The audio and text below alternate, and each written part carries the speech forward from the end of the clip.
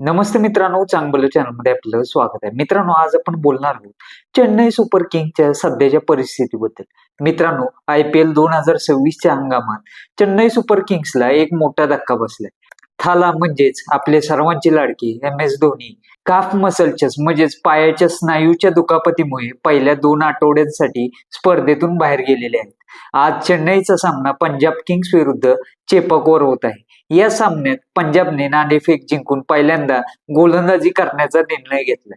तुम्हाला माहितीच असेल की या हंगामाची सुरुवात चेन्नईसाठी खूप निराशाजनक झाली. पहिल्याच सामन्यात त्यांनी मोठ्या पराभवाला सामना जावं लागला.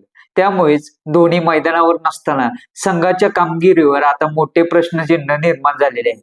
पण चेन्नईचे मुख्य प्रशिक्षक स्टीफन फ्लेमिंग यांनी चाहत्यांना थोडा धीर दिलाय. फ्लेमिंग म्हणाले की हा धोनीशिवाय फक्त एक सामना आहे. तो अजूनही संघासोबत तितकाच सक्रिय आहे आणि त्याचा संघावरचा प्रभाव आजही खूप मजबूत आहे. धोनी जरी बाहेरून मार्गदर्शन करत असला तरी प्लेइंग 11 मध्ये त्याची उणीव नक्कीच भासते.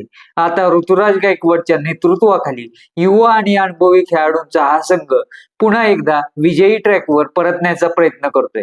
फ्लेमिंग यांनी संघाच्या युवा खेळाडूंवर विश्वास दाखवलेला आहे. ते म्हणतात, आम्ही युवा भारतीय खेळाडूंवर गुंतवणूक केलेली आहे आणि संघात एक वेगळीच ऊर्जा आहे. याशिवाय चेन्नईसाठी आणखी एक वाईट बातमी म्हणजे दक्षिण आफ्रिकेचा आक्रमक फलंदाज ब्रेव्हिस सुद्धा दुखापतीमुळे बाहेर आले. तो सध्या यातून सावरत असून लवकरच संघात परतेल अशी आशा फ्लेमिंग यांनी व्यक्त केलेली आहे. थोडक्यात सांगायचं झालं तर धोनीची अनुपस्थिती हा चेन्नईसाठी एक खूप मोठा धक्का आहे.